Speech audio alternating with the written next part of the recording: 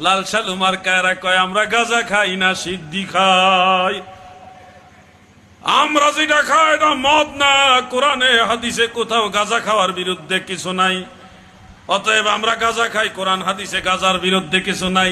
সে তো জানে না আল্লাহর হাবিব বলেছেন নেশা তৈরি করে এমন সব জিনিসের নাম হলো মদ, আর মদ হারাম।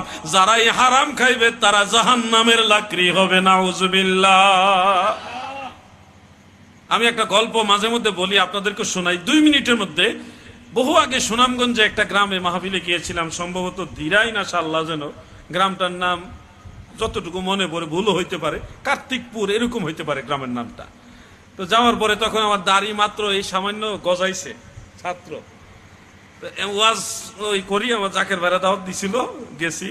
তো আরেকজন আমার প্রায় কাছাকাছি বয়সের একজন এসে বলতেছে যে হুজুর আপনারা যে গাঁজার বিরুদ্ধে ওয়াজ করেন এটা করা ঠিক না, কারণ কোরআনে কোথাও গাঁজার বিরুদ্ধে আয়াত নাই, হাদিসও আল্লাহর নবী গাঁজা খাইতে নিষেধ করছে এমন দলিল নাই, আপনারা গাঁজার বিরুদ্ধে ওয়াজ করাটা ঠিক না তো, যেহেতু এটা কোরআন হাদিসে নাই।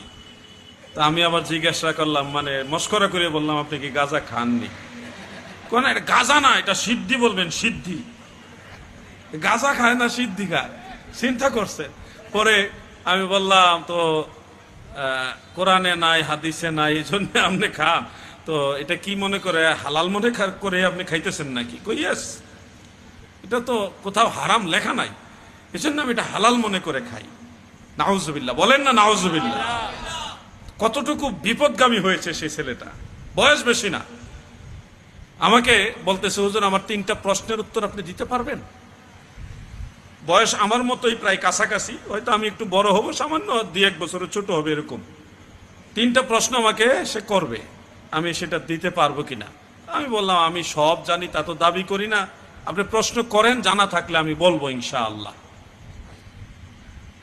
আমাকে সে বলতেছে গাঁজা খাওয়া যদি হারাম হইতো তাহলে তো, কথাটা খেয়াল করেন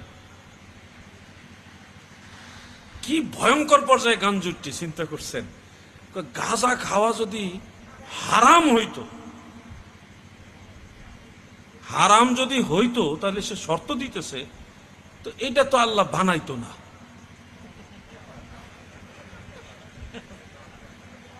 গাঁজা খাওয়া এটা হারাম হইলে এটাকে আল্লাহ বানাইতো? যেহেতু এটা গাছ, একটা গাছ আল্লাহ বানাইছে, এই গাছ থেকে তো গাঁজাটা আসে, এটা হারাম হইলে কি আল্লাহ বানাইতো হুজুর? আমি তখন কইলাম আল্লাহ বানাইছে দেখি আপনি খান। সে আমারে বলল ইয়েস। আমি বললাম কুত্তা বানাইছে আল্লাহ, বিলাই বানাইছে, বিলাই মানে বিড়াল, বিড়াল আল্লাহ বানাইছে, কুকুর আল্লাহ বানাইছে, পোকা মাকড়, পায়খানার ফুকা, এগুলিও তো আল্লাহ বানাইছে, আপনি কি এগুলো খাবেন? না ওইগুলো আবার খাওয়া যায় নাকি, ওইটা তো রুচি হয় না। তো আমি বললাম ওইটার চেয়ে আরো বেশি খারাপ, কুত্তার কাছে দাঁড়ানো যায়, গাঁজা ঘুরের কাছে দাঁড়ানো যায় না, এটার চেয়ে এটা খারাপ বেশি। কথা ঠিক কিনা ভাই? হুজুর এটা এমনি কইলেন আপনি? আমার যুক্তিটা আপনি এখন খণ্ডন করেন। আপনার যুক্তিটা তো আমি একটা উত্তর দিলাম, এখন আমারটা যদি আপনার মনোভূত না হয় আপনি খণ্ডন করেন। না ঠিক আছে, কুকুরের কাছে বিড়ালের কাছে দাঁড়ানো যায়, যে গাঁজা খায় তার কাছে তো দাঁড়ানো যায় না। তো আল্লাহ বানাইছে গাঁজা গাছ, এই কারণে যদি গাঁজা খাওয়া যায়, তা আল্লাহ তো কুত্তা বিড়াল এগুলিও বানাইছে, ওগুলো তো খাই না, তো কথাটা তো আমরা ফালাই দিতে পারি না। তো আরেকটা প্রশ্ন হুজুর,